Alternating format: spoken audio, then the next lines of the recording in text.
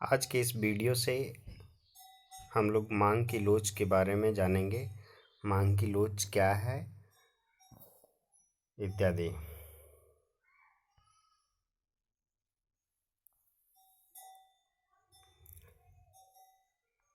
सर्वप्रथम मांग की लोच का अर्थ को समझते हैं। मांग की लोच का अभिप्राय कीमत में परिवर्तन के कारण उत्पन्न होने वाले मांग की मात्रा में परिवर्तन की माप है। अर्थात मांग की लोच वह है जो मांग की मात्रा में परिवर्तन की माप करता है। किसके कारण? तो कीमत में परिवर्तन होने के कारण। मांग के नियम वाले वीडियो में मैंने बताया था कि परिवर्तन का दो मतलब होता है, या तो बढ़ेगा या तो घटेगा, वृद्धि या तो फिर कमी। तो यहाँ पे स्पष्ट है कि मांग में परिवर्तन अर्थात मांग में वृद्धि या कमी जो है कीमत में परिवर्तन के कारण उत्पन्न होता है। यहाँ पे स्पष्ट रूप से ये समझ लेना चाहिए, जान लेना चाहिए कि मांग की लोच और मांग के नियम में क्या अंतर है। तो मांग के नियम जो है वो एक गुणात्मक धारणा है, लेकिन मांग की लोच जो है वो एक मात्रात्मक धारणा है। मांग की लोच के सिद्धांत को प्रोफेसर मार्शल के द्वारा दिया गया वस्तु की कीमत में परिवर्तन के फलस्वरूप उसकी मांग मात्रा में कितनी परिवर्तन होती है, मांग की कीमत लोच की धारणा से स्पष्ट होती है। मांग के नियम में आपने यह देखा होगा कि कीमत में परिवर्तन के कारण मांग में परिवर्तन कितना परिवर्तन होता है, मांग के नियम में यह स्पष्ट नहीं किया जाता है क्योंकि वह एक गुणात्मक धारणा है। लेकिन मांग की लोच में यह स्पष्ट किया जाता है कि मांग में कितना परिवर्तन होता है कीमत में परिवर्तन होने के फलस्वरूप। मांग की लोच को ईडी, ई, एच जिसे ईटा बोलते हैं इत्यादि से दर्शाया जाता है।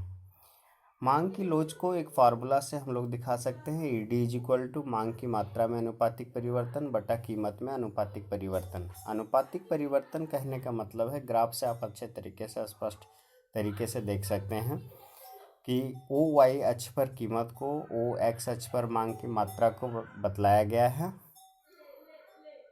प्रारंभ में जब ओ सी कीमत होता है तो उस समय मांग की मात्रा ओ ए के बराबर होता है, लेकिन जब कीमत में कमी सी से एफ होता है तो मांग की मात्रा बढ़कर ओ ए से ओ बी हो जाता है। इस प्रकार से यहाँ पे change in P, delta P जो है घट रहा है, प्राइस घट रहा है, तो उसको चेंज इन पी से हम लोग डिनोट कर रहे हैं जो नेगेटिव है। और मांग की मात्रा बढ़ रहा है जिसे टेल क्यू से हम लोग डिनोट कर रहे हैं। तो इस प्रकार से हम लोग लिख सकते हैं delta D is equal elasticity of demand is equal to minus sign लगा हुआ है, चूँकि इलास्टिसिटी जो है जनरली नेगेटिव होता है, इसीलिए change in D by D का होल बटा चेंज इन पी बटा पी है। इसी को हम लोग दूसरे तरीके से क्यू के रिस्पेक्ट में भी लिख सकते हैं, क्योंकि डिमांड को टी से भी और क्यू से भी हम लोग डिनोट करते हैं। और ईटा के रूप में भी अगर हम लोग लिखें तो सेम जो ऊपर फार्मूला लिखे हैं उसी को डिराइव करते हुए अगर लिखते हैं तो डेल्टा डी बटा delta P into P by D होता है। अब मांग की लोच के प्रकार को देखते हैं। मांग की लोच के तीन मुख्यतः प्रकार होते हैं, जिसमें मांग की कीमत लोच, मांग की आय लोच और मांग की आड़ी लोच है। मांग की कीमत लोच कीमत में अनुपातिक परिवर्तन के फलस्वरूप मांग की मात्रा में अनुपातिक परिवर्तन से बतलाया जाता है। अर्थात मांग जो है कीमत पर निर्भर करता है, इसीलिए हम लोग अंग्रेजी में जो बोलते हैं demand is a function of price, मतलब डिमांड जो है डिपेंड करता है, डिमांड डिपेंड्स ऑन प्राइस।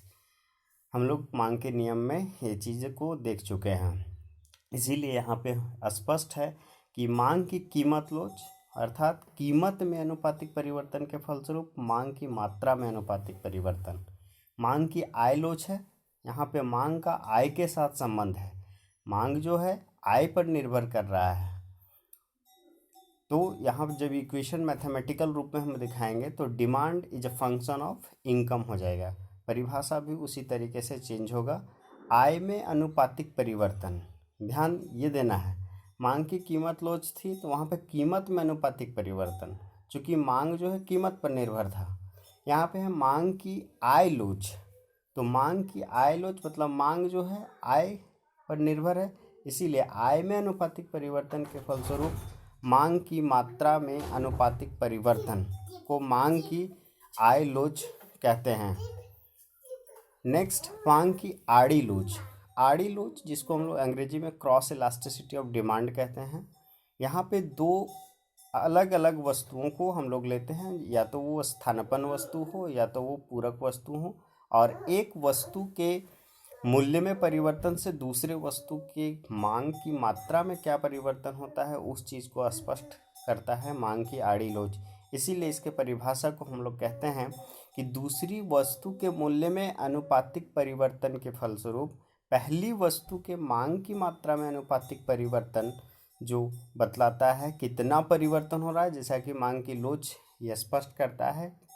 मात्रात्मक धारणा है, संख्यात्मक धारणा है, इसीलिए कितना परिवर्तन होता है एक वस्तु के मूल्य में परिवर्तन से दूसरे वस्तु के मांग में, उसको मांग की आड़ी लोच स्पष्ट करता है।